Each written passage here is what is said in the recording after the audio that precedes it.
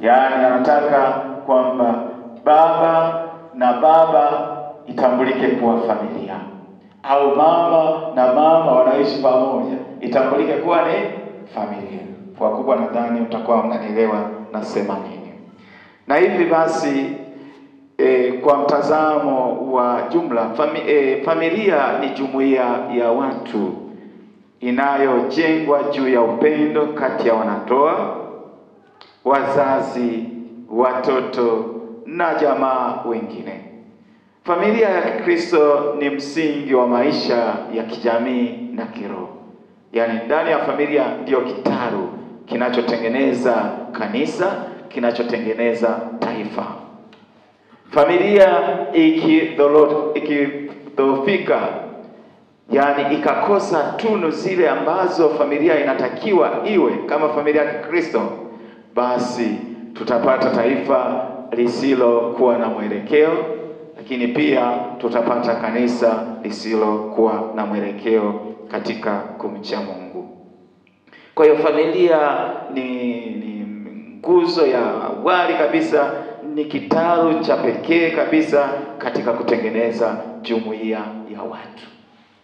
Iwe jumuiya ya kijamii, iwe jumuiya ya kiroho.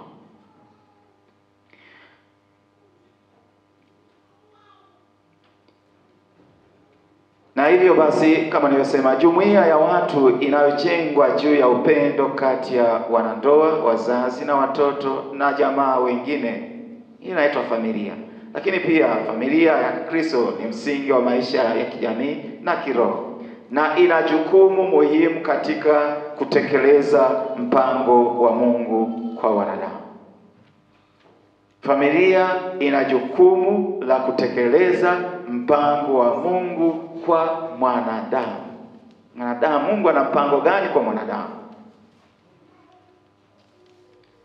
Tukisoma katika katekisimu ile kubwa, hata hii ndogo ya jimbo la Iringa, kwamba tu duniani kusudi gani? Yaani huo ndio mpango wa Mungu kwa mwanadamu. Tu duniani kusudi gani?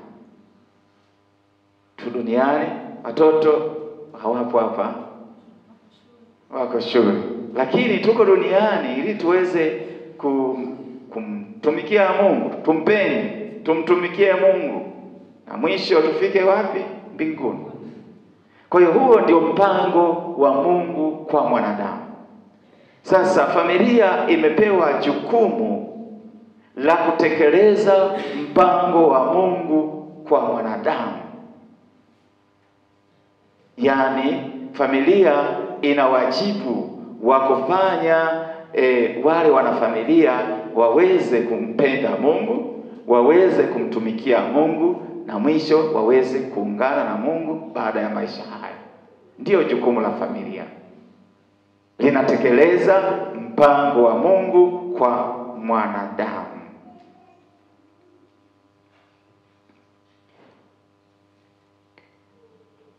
Baba Mtakatifu Yohane Paulo wa Pili katika barua yake Familiaris Consortio namba 21 anasema familia inaitwa kuwa kanisa dogo la nyumbani, ambamo watoto wanapaswa kufundishwa kumjua Mungu. Unaona, kumjua Mungu maana yake nini? Ule mpango wa Mungu kwa mwanadamu. Kumjua Mungu, kumwabudu Mungu, kumtii kwa upendo. Wazazi ni wahubiri wa kwanza wa imani kwa watoto wao. Wazazi lazima wawe walimu wa kwanza wa imani kwa watoto wao. Hilo ni jukumu la wazazi na walezi.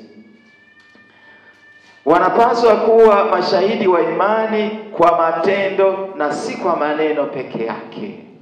Sisi wazazi tunapaswa kuwa tuwafundishe si tu kwa maneno, ila pia kwa maisha yetu ya kila siku pale kwenye familia.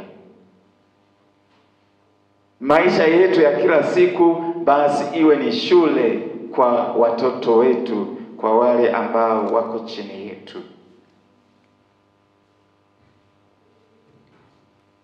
Na Baba Mtakatifu Yohane Paulo wa Pili anapotafakari hivi, anatambua kwamba familia hizi za Kikristo zinaishi katika mazingira ya kawaida, tena zinaishi katikati ya wapagani. Lakini hata hivyo lazima zichanue katika imani na katika maisha ya ushuhuda, zitoe mwangwi kwa wale wanaolelewa, mwangwi katika tunu mbalimbali za Kikristo. Na katika maandiko matakatifu, Yoshua anatupa mfano katika ile sura ya 24 aya ya 15. Yeye anasema, Yoshua na familia yake anasema, lakini mimi na nyumba yangu tutamtumikia Bwana. Lakini mimi na nyumba yangu tutamtumikia Bwana. Yani yuko thabiti, amesimama imara katika imani yake. Kwa nini alisema maneno hayo? Ni kana kwamba jumuiya yote aliyokuwa naishi, jamii yote aliyokuwa naishi, walikuwa wamegeukia upande mwingine, upande ambao sio wa Mungu. Walikuwa wamemwacha Mungu, wanafuata fikra zao wao wenyewe. Lakini yeye anasimama pale pale, anawaambia kwamba lakini mimi na familia yangu tutamtumikia Bwana. Swali hilo linatukuta hata sisi, litatukuta hata sisi. Yani katika shida hiyo yote, ndani ya jumuiya watu hawasali, hawaendi kwenye jumuiya, hawaendi kanisani. Basi mmoja anasimama na kuwa shahidi kwamba yeye na familia yake atamtumikia Bwana. Hilo tunaliona katika Agano la Kale, kitabu cha Yoshua sura ile ya 24 aya ya 15. Lakini pia ukienda katika Agano Jipya, Yesu alikuwa na wafuasi wengi, alikuwa na mitume pia. Ukisoma katika Injili ile ya Yohane sura ya 6 yote, Yesu anaendelea kutoa fundisho la Ekaristi Takatifu, lakini haliwaelewi watu, hawaelewi, wanarudi nyuma. Anawageukia wale mitume, na ninyi mnataka kwenda? Na ninyi mnataka kwenda? Swali hili linafanana na kile ambacho anashuhudia Yoshua kwenye familia yake. Yoshua sura ya 24 aya ya 15. Kwenye Agano Jipya anasema na ninyi mnataka kwenda, yani wameona makwazo, yani hawajaelewa kitu chochote. Wanarudi nyuma, wanamwacha Yesu. Lakini Simoni Petro kwa niaba ya mitume wenzake anamwambia Yesu, twende kwa nani? Wewe una maneno ya uzima wa milele. Hivyo hata sisi katika utume wa familia nyakati za leo, tunaishi katikati ya watu wanaomwamini Kristo na wengine wasiomwamini Kristo. Tunaweza kuvutwa tukaishi yale wanaoishi wale malimwengu, watu wengine wasiomjua Kristo. Tunaweza kuvutwa hivi hata tusione thamani ya sakramenti ya kitubio, sakramenti ya Ekaristi. Lakini leo tunakumbushwa kila moja asimame peke yake, asimame kama alivyosimama Yoshua na familia yake. Mimi na familia yangu tutamtumikia Bwana. au Simoni Petro, twende kwa nani? Wewe unayo maneno ya uzima wa milele. Hiyo ni ishara kwamba hata kama wengi watamkataa Yesu, basi sisi tuendelee tuendelee kumwabudu na kumtumikia yeye, kumfuata yeye.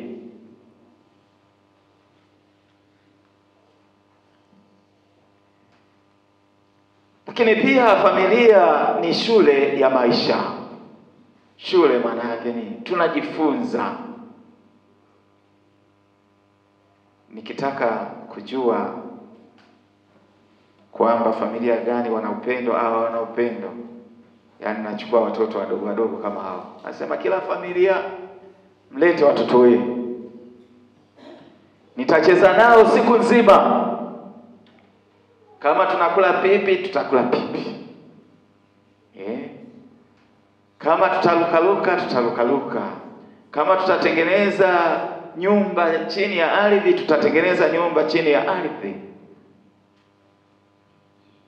Baada ya siku kuisha, nitajua. Yaani mimi sihitaji niende kwenye familia, wewe mnaishi. Nahitaji kujua tu mtoto huyu anatoka kwenye familia gani, familia ya nani. Kwa hiyo nitacheza na kila mmoja na nitamjaribu kila mmoja na nitatambua anaishi katika familia gani. Naweza nikampatia tu bagia, sisemi ampatie na wenzake. Nyamaza kimya tu. Nampatia bagia. Na nampatia moja tu kati ya kundi, nampatia moja. Alafu mimi naangalia. Kisha nani naandika.